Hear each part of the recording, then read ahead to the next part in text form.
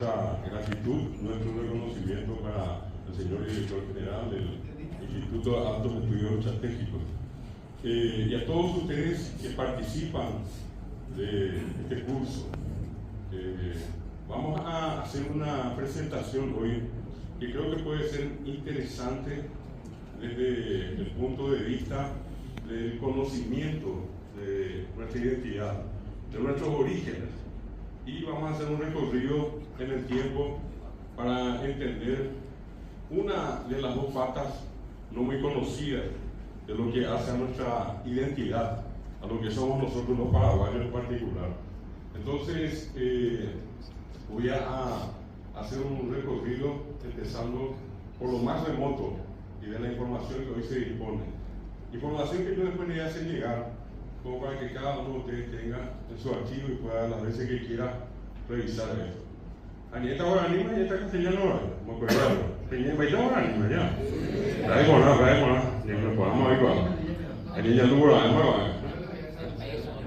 ¿Cómo no? Por eso vamos a hacerlo en forma bilingüe en homenaje a los distinguidos amigos que están participando y que son de otras nacionalidades también, a quienes saludamos con mucho respeto. Bueno,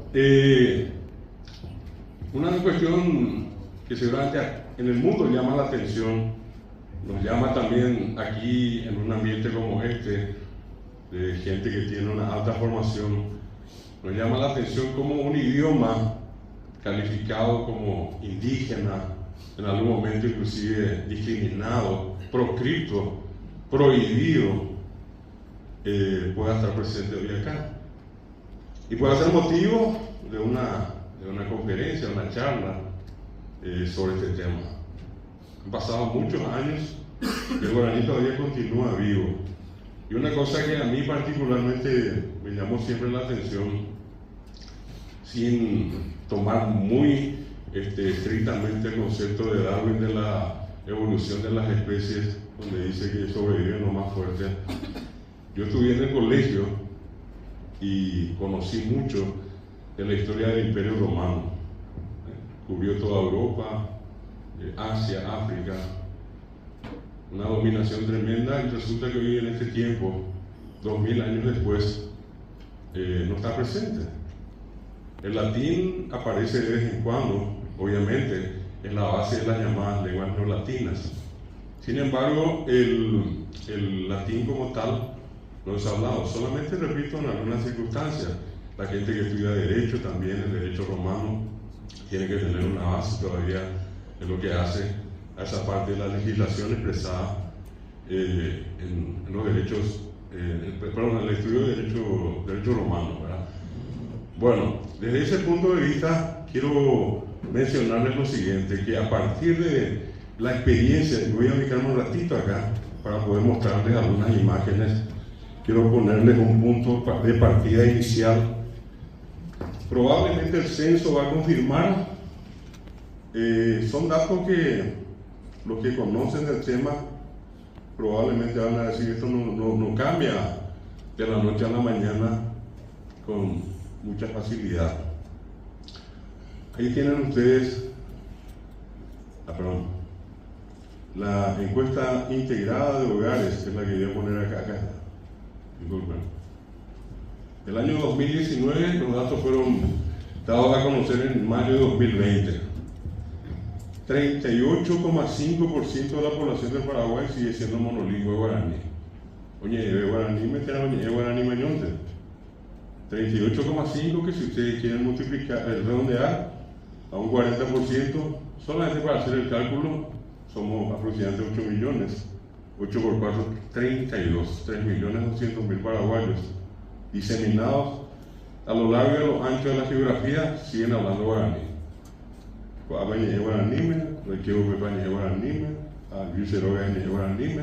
Es decir, nadie está ajeno al uso del guaraní.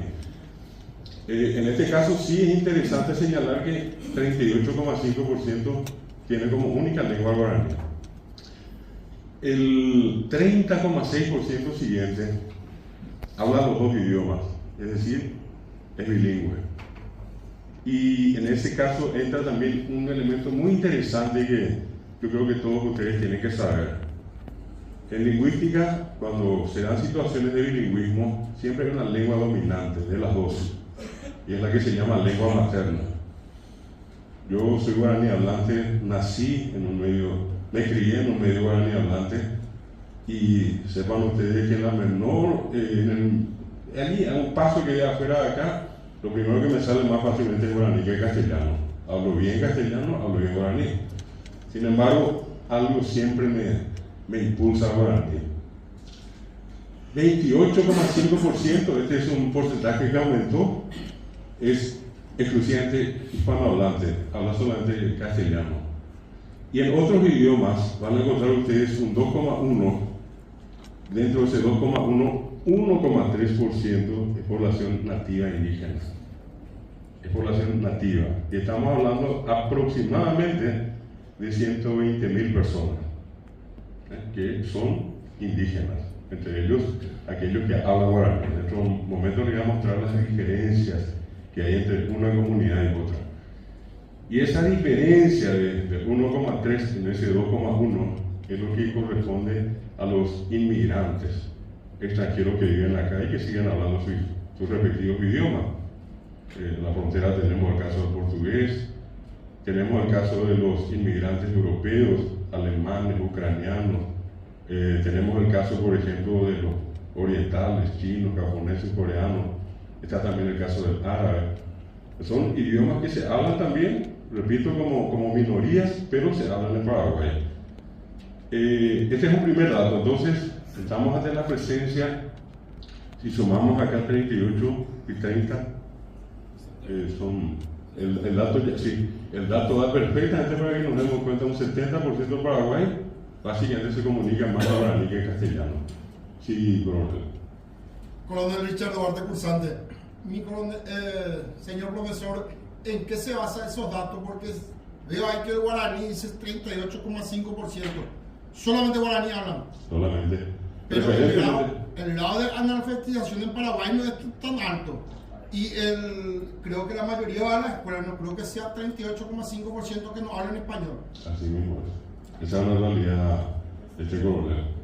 Y acá tienen ustedes, este es un dato oficial de la Dirección General de Estadísticas, Encuesta y Censo, que hoy es una Secretaría de Estado, ¿verdad? Y la encuesta del año 2019, entre la población de 5 y más años. Dato último, que probablemente este censo último va a corroborar este dato de acá. La experiencia inclusive de la gente que está acá, militares, les lleva directamente siempre a tener en la tropa más guaraní hablantes que hispanohablantes, ¿verdad? Y esa es sencillamente una demostración de eso. ¿Por qué es tan importante este dato?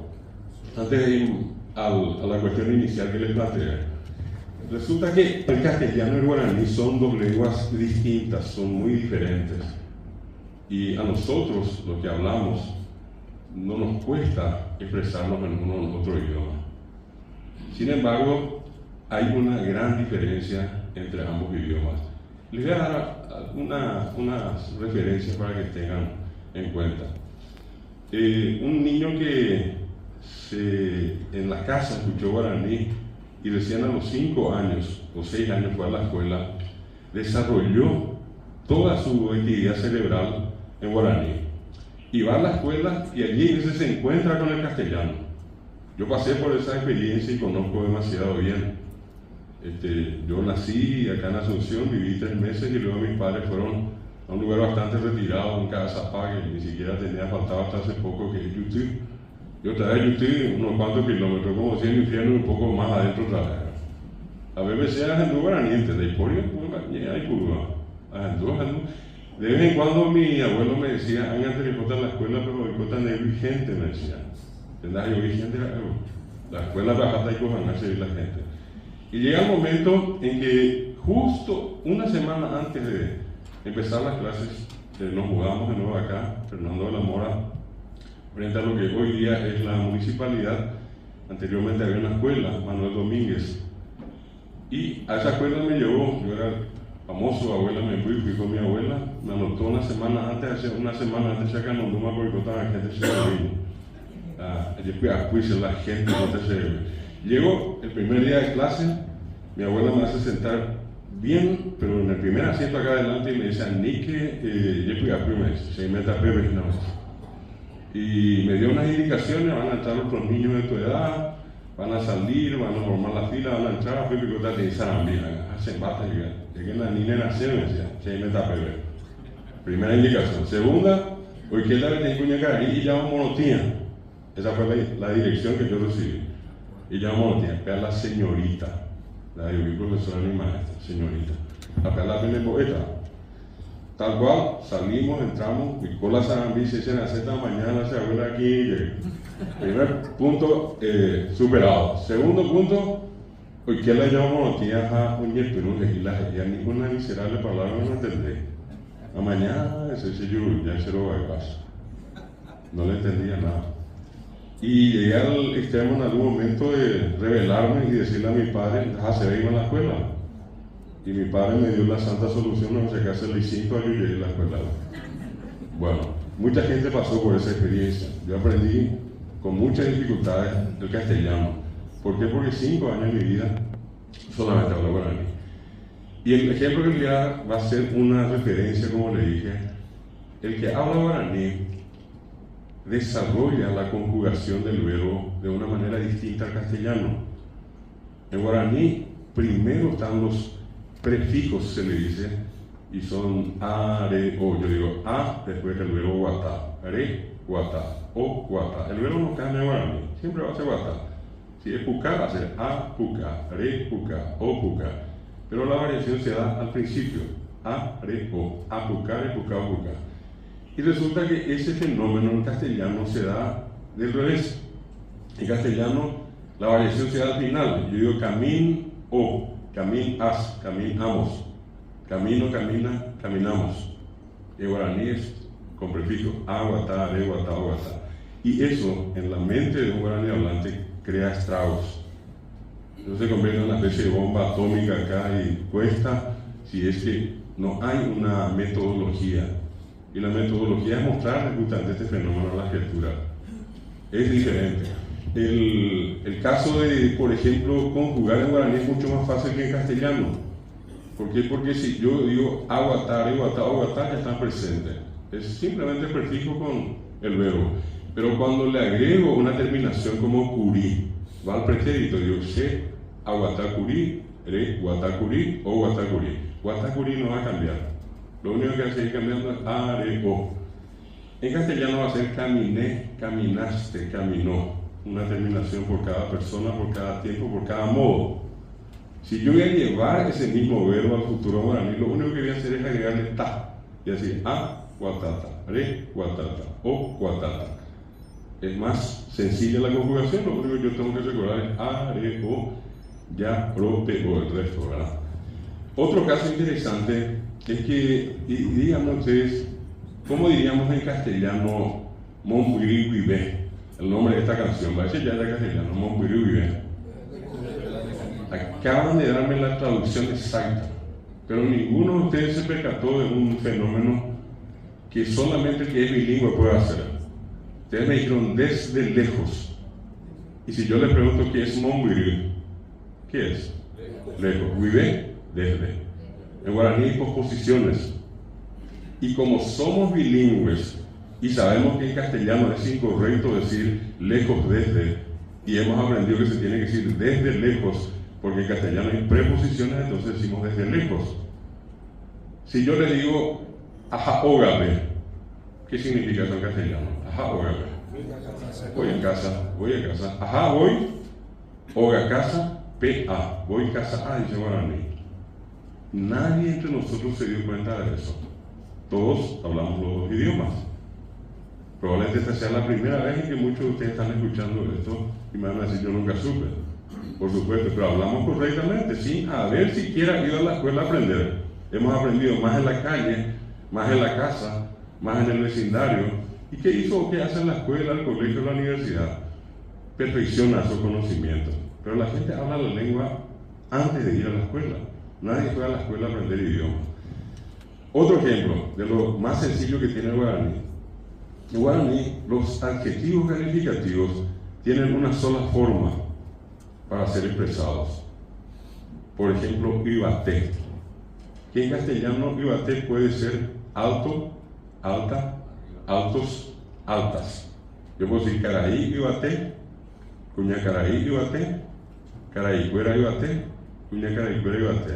Traducido, señor Don Galeano Olivera, en nombre de la institución y en especial la 55ª promoción del programa de maestría en planificación y conducción estratégica nacional, le damos las gracias por este gran aporte para el conocimiento de la 55ª promoción.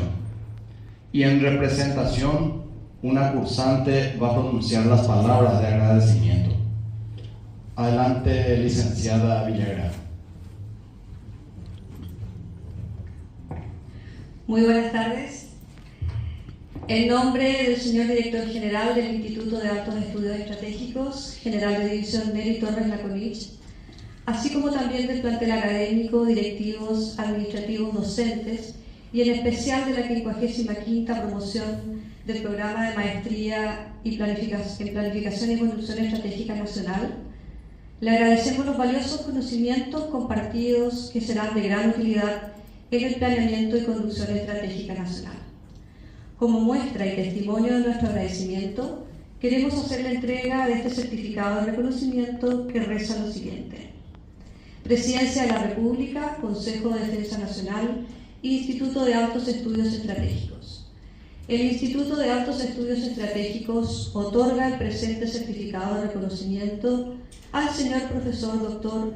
David Antón Galeano Olivera por su invaluable aporte a la institución para el cumplimiento de sus objetivos académicos en ocasión de desarrollar la conferencia especial sobre el tema Teoría Psicosocial a los cursantes de la 55ª promoción del programa de maestría en planificación y conducción estratégica nacional del presente año académico. Está fechado en Asunción, 25 de mayo del 2023, y firmado por el general de división Neri Torres Laconich, director general del Instituto de Altos Estudios Estratégicos.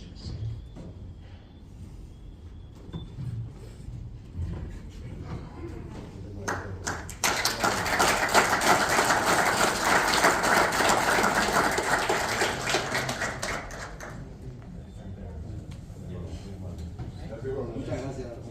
Gracias a todos. Gracias.